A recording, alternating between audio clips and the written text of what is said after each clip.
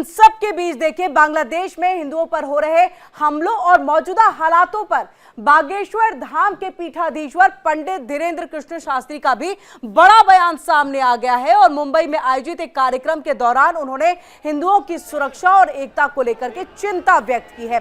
धीरेन्द्र कृष्ण शास्त्री ने कड़ा संदेश देते हुए ये कहा कि मैं हाथ जोड़कर ये प्रार्थना करता हूं कि आप अपने बच्चों को व्यापार धन दौलत दें या ना दें, लेकिन उनमें सनातन संस्कार जरूर पैदा करें। बिना संस्कारों के आने वाली पीढ़ी अपनी संस्कृति की रक्षा नहीं कर पाएगी।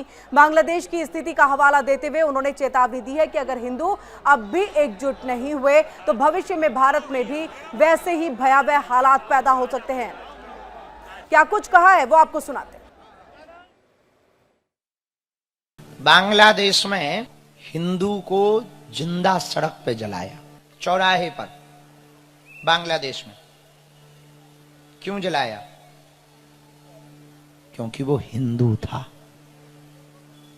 यदि तुम आज नहीं जगे तुम भी भारत में जलाए जाओगे।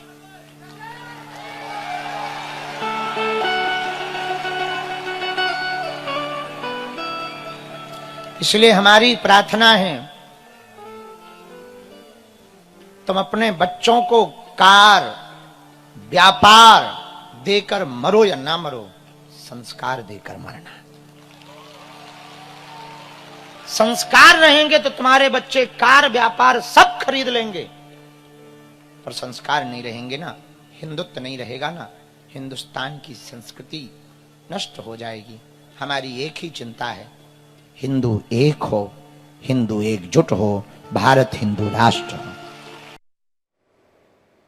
और चलिए सीधे रुख करेंगे एमपीसीजी स्टेट हेड मुक्ता पाठक का। मुक्ता, हमने बाबा बागेश्वर को कई बार इस बात का जिक्र करते देखा है कि जात पात इन सबसे आप ऊपर उठे, सनातन का प्रचार करें, एक हिंदू राष्ट्र बनाने का जिक्र, और एक बार फिर से वही संदेश बांग्लादेश की स्थिति पर उन्होंने दिया। बिल्कुल सही कहा आपने। लगातार कई वर्षों से हम देख रहे हैं कि बाबा बागेश्वर लगातार हिंदू राष्ट्र की बात कर रहे हैं, लगातार हिंदुओं को एकजुट होने का वो संदेश दे रहे हैं, और इसी के कारण उन्होंने जो है भारत की जो उन्होंने 2 पदयात्रा भी की है, पहले मध्य प्रदेश में की और फिर दिल्ली से जो किया, वो इसी संदेश को लेकर वो लगातार जो है वो बात कर रहे हैं, संदेश पहुंचाने की कोशिश कर रहे हैं। जो जात पात है उसके कारण जो हिंदू बटे हुए हैं वो नहीं होना चाहिए, जाति के आधार पे जो है हिंदुओं को बंटना नहीं चाहिए, और लगातार वो एकजुटता की बात कर रहे हैं। वो ये लगातार संदेश दे रहे हैं कि जब तक हिंदू एकजुट नहीं होंगे तब तक स्थिति नहीं सुधरेगी। और कल जिस तरह से उन्होंने मुंबई में ये फिर से एक ये संदेश दिया है कि देखिए, चूंकि वो हिंदू था इसीलिए उसको चौराहे पे उसको आग लगा दी गई। तो लगातार वो इस बात से जो है लोगों को आगाह कर रहे हैं, हिंदुओं को आगाह कर रहे हैं कि एकजुट आप हो जाइए,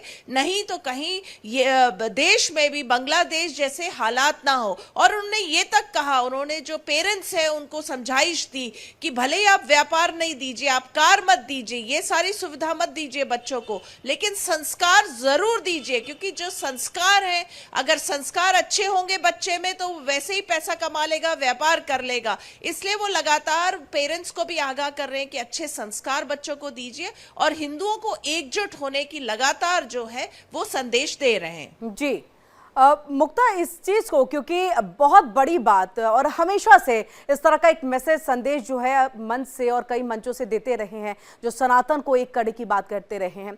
बांग्लादेश की जो स्थिति है, कल हमने संघ प्रमुख मोहन भागवत को भी सुना, उन्होंने कहा एकजुट होइए। क्या बांग्लादेश में जो हिंदुओं की स्थिति है वो एकजुटता ना होने की ही वजह से है? और इसका भी जिक्र जब बाबा बागेश्वर करते कि भारत में भी इस तरह की सिचुएशन, इस तरह की स्थिति आ सकती है, तो क्या कोई डर है? बिल्कुल, देखिए लगातार इस तरह का जो है